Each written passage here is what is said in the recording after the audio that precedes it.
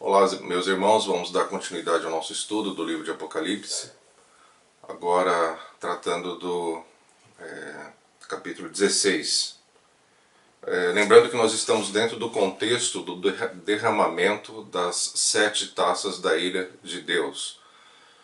Já passamos pelos outros blocos de flagelos, a abertura dos 7 selos, as 7 trombetas, e agora nós estamos no último e derradeiro grupo ou bloco de flagelos, que são os mais graves, os mais profundos e significativos flagelos que se encontram nesse capítulo 16. À medida em que esses anjos vão derramando essas taças da ira de Deus, muitos flagelos são liberados sobre a terra, e serão os derradeiros. E nós veremos agora então, a partir do verso 1, como isso acontecerá. E ouvi vinda do templo uma grande voz que dizia aos 7 anjos: Ide e derramai sobre a terra as 7 taças da ira de Deus. Essas taças, esses flagelos serão completos, diferentemente dos outros blocos de flagelos que eram parciais. Por exemplo, na abertura dos 7 selos, nós vimos que 25% da natureza, das águas, da vegetação era afetada. Depois, nas 7 trombetas, 1/3 desses elementos eram afetados. Agora nós veremos que esses elementos serão afetados na sua totalidade. No verso 2. E foi o primeiro e derramou a sua taça sobre a terra, e fez uma chaga má e maligna aos homens que tinham o sinal da besta e adoravam a sua imagem. Lembram-se que existe um sinal que caracteriza, identifica os santos, os escolhidos. Existe também o sinal da besta. Então, tanto aqueles que servem a Deus têm um sinal, como também aqueles que servem a Satanás, a besta, o dragão. É um sinal, é claro, imperceptível, mas que os anjos sabem, identificam esse sinal, o próprio Deus identifica esse sinal também. O que é importante salientar aqui nesse verso 2 é que essa praga afetará prioritariamente aqueles que têm o sinal da besta, aqueles que não se dobraram diante da autoridade do Senhor, aqueles que se rebelaram contra Deus, se revoltaram contra Deus e se mostraram totalmente insubmissos ao Criador. Vamos dar um pulo aqui para o verso 6. E nós temos aqui uma sequência do derramamento dessas taças da ira de Deus. Então nós vimos lá no verso 3, o segundo anjo derramou a sua taça, e no quarto verso, o terceiro anjo, e assim sucessivamente. Vamos ver o que acontece no verso 6 então. Visto como derramaram o sangue dos santos e dos profetas, também tu lhes deste sangue a beber, porque disto são merecedores. Existe alguns teólogos defendem essa tese, o princípio da vingança do sangue. E nós encontramos isso lá em Gênesis, capítulo 9, verso 5, em que o sangue inocente derramado sobre a terra clama por justiça. E também faço menção, e nós já estudamos isso em Apocalipse, na abertura do 5º selo, em que lá nós encontramos a frase: Até quando, ó soberano Senhor, santo e verdadeiro, não julgas nem vingas o nosso sangue dos que habitam sobre a terra? Isso está lá em Apocalipse 6:10. Então, aqueles que estavam diante de Deus, eles clamavam por justiça.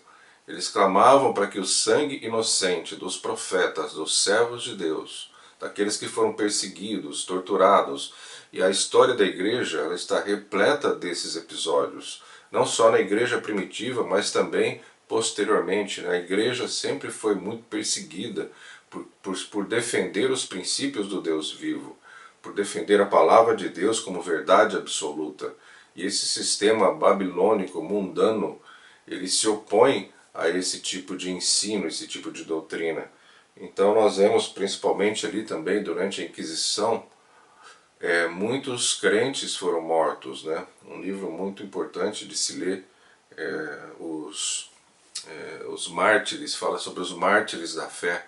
Um livro escrito por volta de 1600, que traz relatos verídicos através de documentos, registros históricos de como foi a execução de muitos servos de Deus naquele período da Inquisição Romana, em que eles se negavam a renegar o seu ensino e por conta disso eles eram executados, eram queimados nas fogueiras, eram decapitados, crucificados.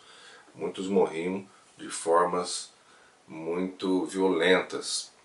Então sempre a igreja foi muito perseguida, desde a igreja primitiva, a perseguição imposta pelos imperadores que exigiam uma adoração absoluta à figura do próprio imperador, e aqueles que não se curvavam diante dessa exigência, eles eram mortos, eles tinham as suas posses dilapidadas, elas eram confiscadas pelo Estado e as pessoas iam literalmente para a miséria. Então aqui nós vemos que existe um clamor para que esse sangue que foi derramado injustamente, sangue inocente, seja julgado, né? E vamos ver aqui no verso 9.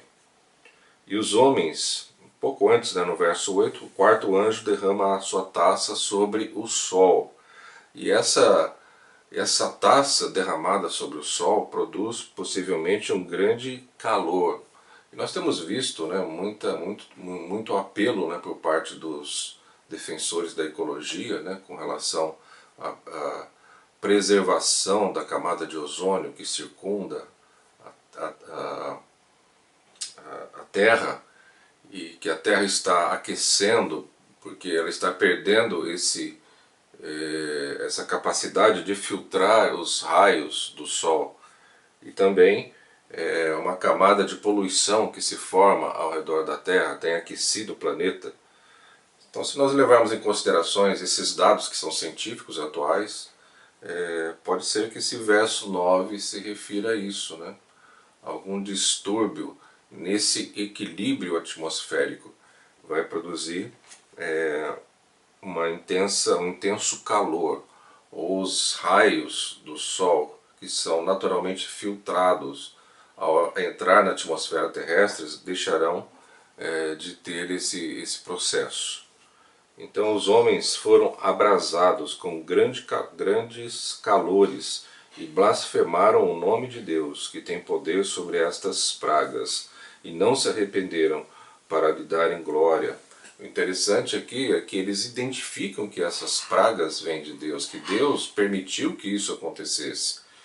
Então grandes catástrofes que aconteceram na humanidade e que dizimaram milhões de pessoas, nada disso acontece sem a permissão de Deus. Deus nunca é pego de surpresa por esses fatos, por esses acontecimentos, mas tudo já está previsto, tudo já está planejado, com a permissão de Deus, cujos propósitos nós só vamos entender na sua completude quando estivermos na glória, porque aí nós poderemos vê-lo como ele é exatamente.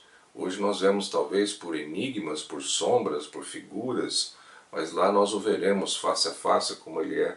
Talvez ali nós tenhamos o perfeito entendimento porque tudo isso aconteceu. Vivemos um momento muito difícil da pandemia, milhões de pessoas estão sendo dizimadas, mas a humanidade passou por outras pandemias terríveis, de varíola, 20 milhões morreram, gripe espanhola, mais 50 milhões, a peste negra, outros 25, 30 milhões de pessoas foram dizimadas. E são períodos em que o homem se encontra diante dessas forças da natureza, vamos dizer assim, extremamente fragilizados. É claro que tudo isso tem um propósito por trás, né? Não acontecem por simplesmente acontecer. E o que mais chama atenção também é que mesmo com todo esse sofrimento, eles não se arrependeram. Então, o próprio pecado tem a propriedade de produzir o endurecimento da consciência humana e também de acirrar, de potencializar a rebeldia do homem contra o Criador, né? Então eles não se arrependeram, mesmo sofrendo dessa forma. Verso 12. E o sexto anjo derramou a sua taça sobre o grande rio Eufrates, e a sua água secou-se, para que se preparasse o caminho dos reis do Oriente. Então quero chamar a atenção nesse verso 12 para duas interpretações possíveis para esses reis do Oriente. Então, aqui do verso 12 em diante, nós percebemos uma preparação para uma batalha final. Os exércitos de Deus estão sendo congregados e os exércitos também do inimigo, capitaneados, né, por aquela trindade satânica, estão sendo preparados. Né? A trindade que eu menciono aqui é o dragão, a besta e o falso profeta. Assim como existe a trindade santa, Deus Pai, Deus Filho, Deus Espírito Santo. O Apocalipse mostra também essa trindade satânica, trabalhando juntos, né, em conluio para ir contra os exércitos do Deus vivo. Então, aqui a água se secou. Esses reis do Oriente, alguns teólogos defendem a tese de que são os inimigos que estão se congregando para lutar contra os exércitos do Deus vivo. Mas outros defendem a tese de que não, esses reis do Oriente, eles são os exércitos do Deus vivo, os reis que servem ao Deus vivo que estão sendo congregados. Esses teólogos se baseiam em fatos do Velho Testamento em que o povo de Deus marchou a pés enxutos. Então, esses reis que estão vindo do Oriente, eles passam pelo rio Eufrates porque a água se secou ali. A exemplo, por exemplo, do povo que saiu do Egito, que passou pelo Mar Vermelho a pés enxutos, Deus abriu o Mar Vermelho de forma que se formou uma parede de um lado e de outro para que eles passassem ali a salvo. Atesta essa tese, né? Também quando eles entraram na Terra Prometida a pés enxutos, né, o Rio Jordão se abriu e eles puderam passar ali a pés secos. Então, por esse paralelismo com esses fatos do Velho Testamento, esses teólogos defendem a tese que esses reis do Oriente não são dos exércitos inimigos, mas sim dos exércitos de Deus. E da boca do dragão, no verso 13, e da boca da besta, e da boca do falso profeta, vi saírem 3 espíritos imundos, semelhantes a rãs. Então veja aqui sendo essa trindade satânica, né? O dragão, o próprio diabo, a besta e o falso profeta. E esses espíritos, eles saem para enganar, para através dos seus sinais, enganar as nações, enganar os líderes, enganar as pessoas. Então, os sinais que eles vão produzir, talvez eles possam até plagiar os sinais do próprio Deus. E o diabo, ele tem essa propriedade, ele tem essa estratégia, ele procura produzir sinais. E nós percebemos, às vezes, seitas acontecendo sinais, curas milagrosas, entre aspas, acontecendo. Mas temos que estar muito atentos a isso, que esses sinais são para atrair a atenção das pessoas, de forma que elas possam ser engodadas, enganadas, trapaceadas pelo inimigo, né?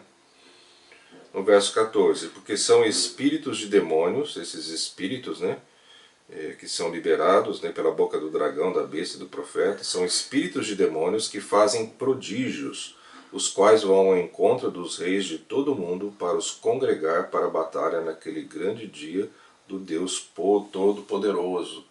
Então existe um esforço para congregar os exércitos para essa grande e derradeira batalha final. E nós já sabemos qual vai ser o desfecho disso. Nós já sabemos quem vai sair vencedor dessa batalha. Verso 15.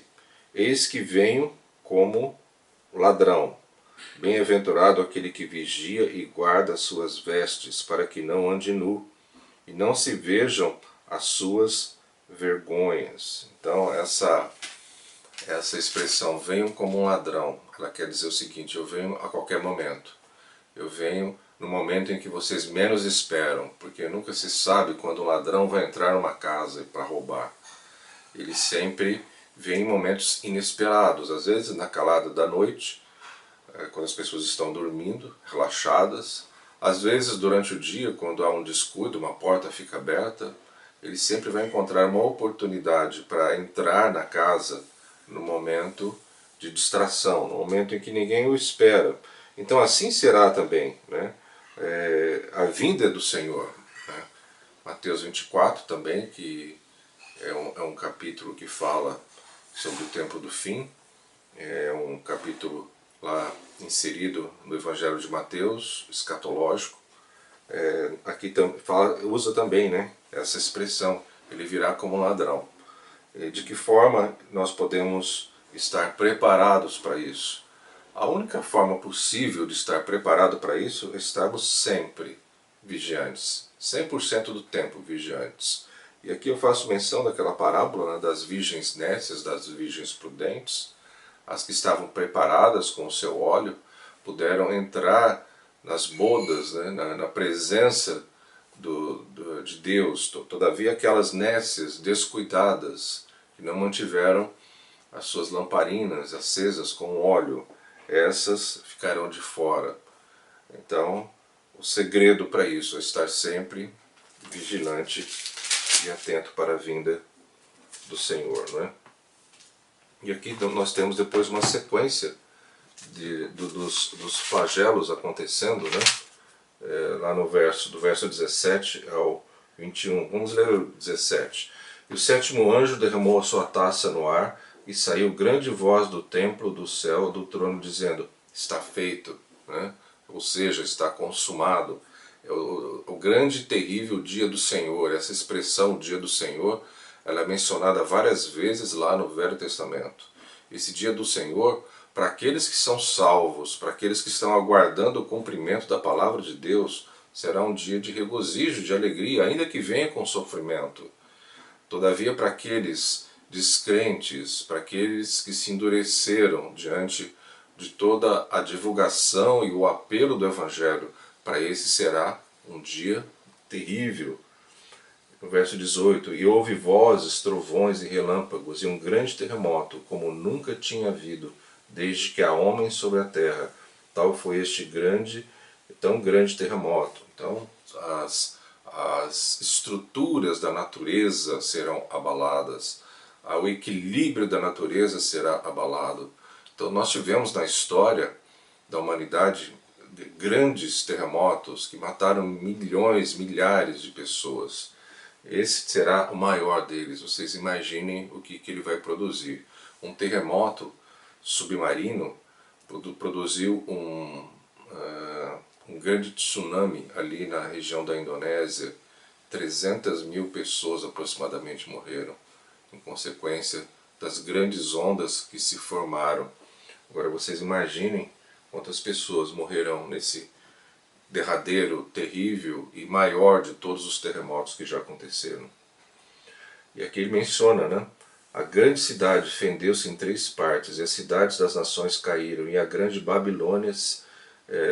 grande Babilônia se lembrou Deus para lhe dar o cálice do vinho da indignação da sua ira. Então menciona essa grande Babilônia, que já dissemos que não é necessariamente uma cidade física, ainda que essa cidade possa existir, mas é um sistema demoníaco, um sistema que corrompe, é um sistema que endurece o coração das pessoas, produz rebelião no coração das pessoas contra o Criador, contra o Deus vivo. Então esse sistema babilônico ele haverá de ruir, ele haverá de cair, haverá de ser destruído, né?